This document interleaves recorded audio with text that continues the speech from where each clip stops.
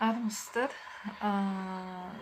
Иә, статустарды қарап, неше түрлі жаңалықтарды қарап, енді адам болғаннан кейін оқығымыз келеді, әр нәрсені көргіміз, білгіміз келеді. И тағы басталды. Қазақстан многонациональная страна, Қазақстан многоэтническая страна, националистер болмау керек, анау мынау. Франция многонациональный мемлекет па? Германия многонациональный сөйтіп өздерін сөйтіп айта ма? Жапония өздерін сөйтіп айта ма? Америка сөйтіп айта ма?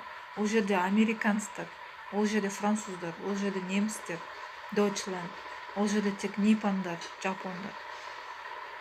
Жоқ, біздің қазаққа келгенде қазақ дегенді өшіріп тастау керек та. Көп бірдемелер жаңағыдай ауыздарын ашқызып қою керек.